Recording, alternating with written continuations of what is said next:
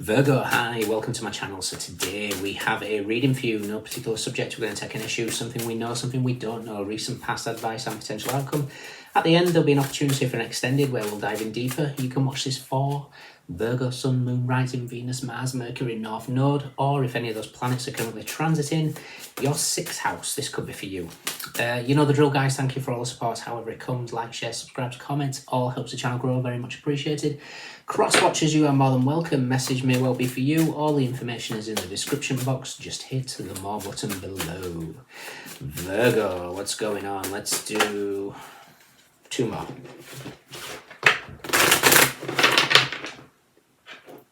Okay, I'm hearing Katie Tunstall. Suddenly I see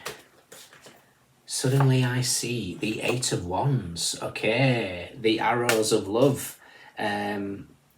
Something has become very, very clear, and it's something. There's an activation here of the heart chakra. The octahedron, the shape of this this sacred geometry here, is the shape of the heart chakra. So something's becoming clear. The 8 of Wands is communication. It's fast communication. I always find it, especially in the Light Seers Tarot, there's this element of magic. It's like that notion that's in the air.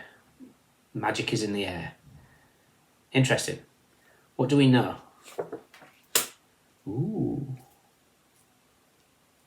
What don't we know? Okay, interesting. Recent past. Yeah. This could be you. Suddenly you've just got an awareness about something. It doesn't have to be another person that's suddenly I see. You could have you could just get like an aha moment, or it's like something suddenly becomes clear for you. Your advice.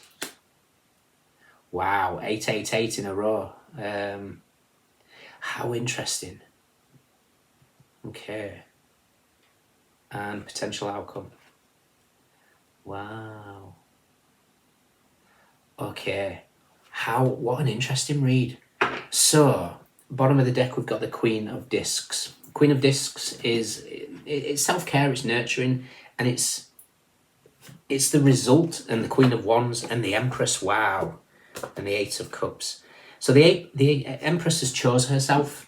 The 8 of Cups is all about walking away from what no longer serves. And that's what the Empress seems to have done here. 8 of Cups with the Wheel of Fortune, Princess of Swords, the Princess of Discs. I was going to get to the Princess of Discs because she's the one that actually buries the octahedron into the ground. I don't know how clearly you can see that.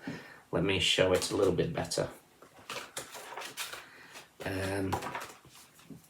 So that's the same octahedron shape that we see in the 8 of Wands. So the Page of Pentacles with that octahedron pointing to the ground, it kind of feels like a seed that's planted. And then it feels like suddenly somebody sees, especially with the Wheel of Fortune next to the Magician here, it's like abracadabra. Your world will never be the same again. So if I'm going to put this into any sort of basic notion, I would say somebody, either you, has had a realization about something, maybe feelings for somebody, maybe they were just based on passion rather than anything other, and then something suddenly shifts. What we're aware of is the Ace of Cups, and it's like something all of a sudden feels like I've found that Ace of Cups. You know, the Empress walks to this is the 8 of Cups, walks towards the 9th cup. What's the 9th cups? Usually self-love. When you choose you, everything else chooses you, basically. So it feels like whatever this is, suddenly I see. Recent past, I'm jumping ahead, is the 8 of Pentacles. Now the 8 of Pentacles is your card. It's Sun in Virgo. So the Sun, see, meets the Hermit. All the answers are within. There's something that just feels like there's been clarity. Or if this is a person that's finally recognizing how they truly feel about you, it's something that you've seen, in the past. Something has significantly shifted here. What we're not aware of, though, is the moon. Now, the moon is an energy of fear and illusion. but I kind of feel like this is going to be repressed feelings. This is repressed feelings. Somebody has suddenly realised something, but they're keeping it to themselves. That's how this feels. Your advice is adjustment. Now in this deck it's justice, it's card number 8. So we've got in a row 8, 8, 8. For those of you who regularly follow me, whenever I see 8, 8, I get taken to a row of readings that I did in 2021. Then I look for the major arcanas and we see the justice here, which is Libra. Libra's reading for that week that takes me back to was serendipity is at play in your love life. So it feels very serendipitous here. We've got 888 this year. We've got an 888 portal. But the moon just kind of feels like there is an energy here of not revealing feelings.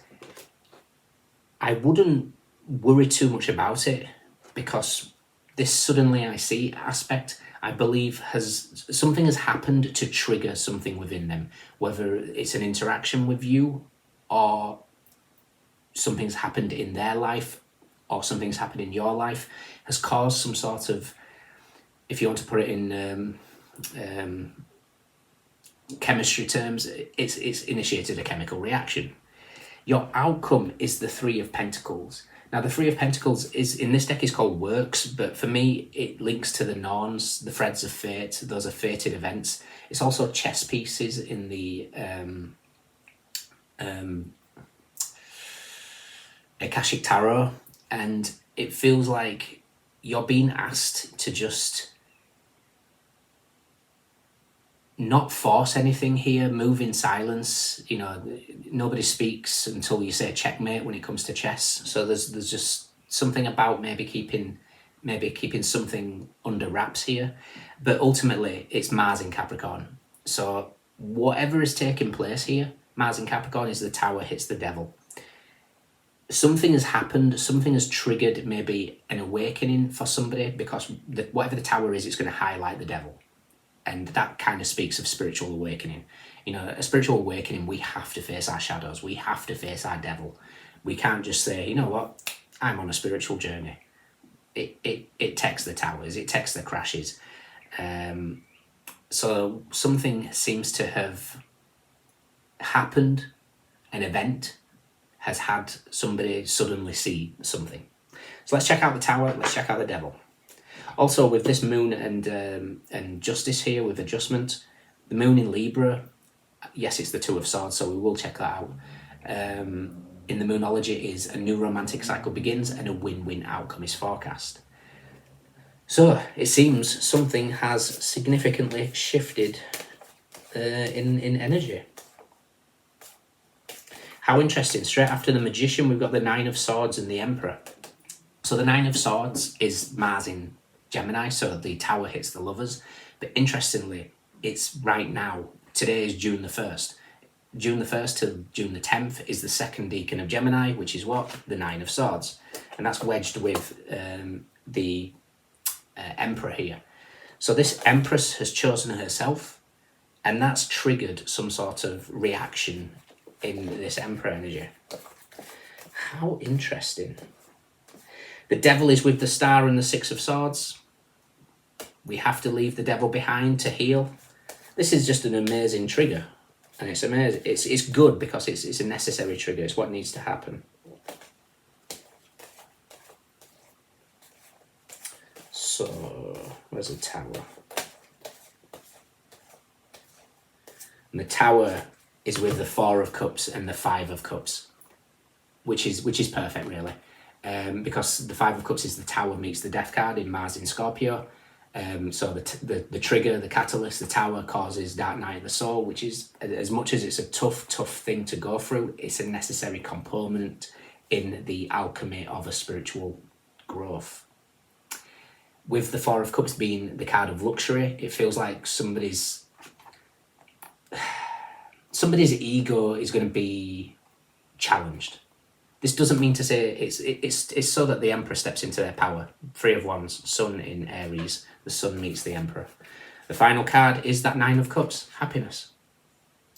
Virgo, I don't know what's gone on here. All I know is there has been a significant event that's either triggering a spiritual awakening in you, or there's a person that's attached to you in your environment that has suddenly seen something, whether that's through an encounter with you or an encounter just in their life, but it's aligning everything, and the threads of fate, the norms in the outcome here, says this is how it's always supposed to have happened this way, and serendipity is at play now. It's just a case of